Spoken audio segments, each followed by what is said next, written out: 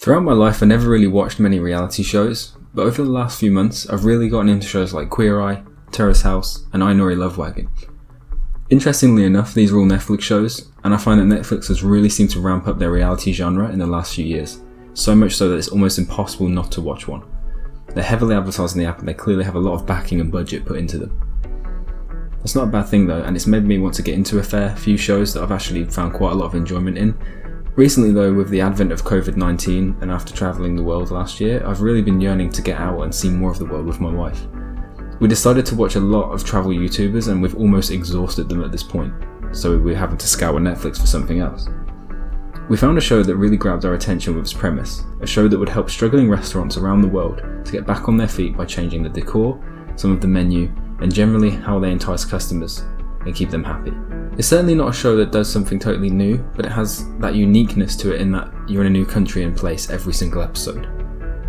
The show is called Restaurants on the Edge, and it's a Netflix original that's just released its second season in the last few weeks. I describe it as one of those shows that's perfect to watch after a hard day's work, where you generally don't want to go into a deep or major series and just want something easy to unwind to. I mean, I love food and I love travel, so it's a perfect combination for me, and with a runtime of around 45 minutes per episode, it fits in nicely after dinner time and before bed. The show has three hosts: interior designer Karen Bond, restaurateur Nick Liberato, and chef Dennis Prescott.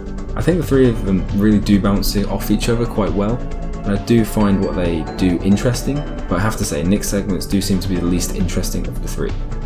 Dennis always goes to great locations, fishes the local fish, or tries the local wines. Karen goes to be inspired by local architecture and use that to her advantage, and Nick just kind of talks to the owners a little bit and goes over some of their old reviews, has a little chat about what they want, and not much else. I think it's easy for me to compare this show to perhaps the most famous example of a similar concept, Gordon Ramsay's Kitchen Nightmares. No, not the USA version that relies so much on heavily scripted segments and the god-awful violin scratch sound effect, but the UK version where, yes, it focused on Gordon's personality, but he actually took a decent amount of time to show the staff how to cook new and exciting meals. Restaurants on the Edge doesn't really rely on shock value or too many scripted segments, and generally does have a good focus on what goes into the food and the restaurant itself, and I love that. It doesn't just show you a decent dish, it explores where to get the ingredients and has a huge focus on using the locality of the area to their advantage, like using locally grown vegetables, locally sourced fish, and using local companies to help with new furniture. I feel like I actually learned a lot about the areas that they went to thanks to this show, and thanks to their focus on using local products even on a more general scale, like in the Hawaii episode, and the focus on using taro and the history behind it. The show has actually made me think a lot about what's local to me, or was local to me when I lived in other countries, and how I did or didn't make enough use of it. If anything, this show has made me want to travel desperately, but actually a little more on my own doorstep. I think one thing about the show that I found interesting was I found myself so engrossed in where the hosts are going and what they are doing that I generally forget about the person they're trying to help until they show up again at the end of the episode. I would say that's a plus for how interesting the hosts and their area of expertise can be, but it may be a negative for the show and how it tries to make this about helping certain people. I do feel at times that the host can be a little harsh on what the owner wants. For example, if they are in one country but want to focus on a certain type of cuisine, let's say Italian for example in Hawaii, they will get something like, you've got X available to you but you're not using it properly to attract people. And I get that to a certain degree, but if someone wants to do something with their business, you shouldn't outright omit it just because you think something else would work better overall. You should work more on how to fuse the two things together perhaps. But I think my biggest issue with this show has got to be that it never actually shows you what happens to restaurants after they've been given a makeover.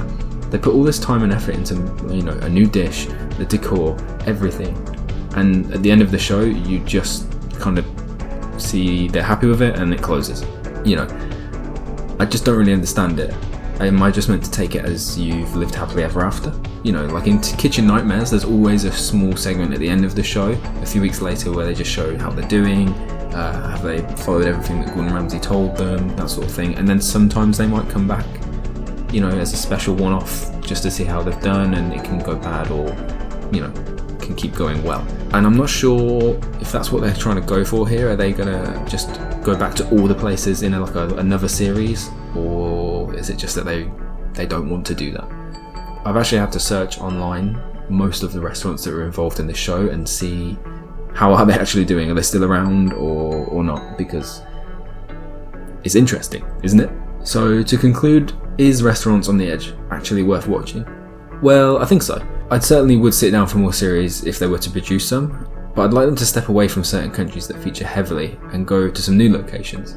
I'd also like for them to elevate themselves a little and try to mess with the formula a bit and see what sticks and what doesn't, because the show is a bit too safe at the moment. It's just very simple concept, and I really need them to show me how the restaurants are doing afterwards. Again, I really think, based on the way Netflix does things, they'll probably get another series out of doing something like that. But generally, it's a nice, comfortable show to watch if you like travel and if you like food.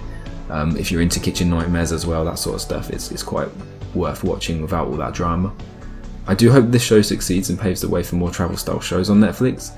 I just really hope that they elevate themselves a little bit more and stand out a little bit more from the crowd of the shows that are similar to it.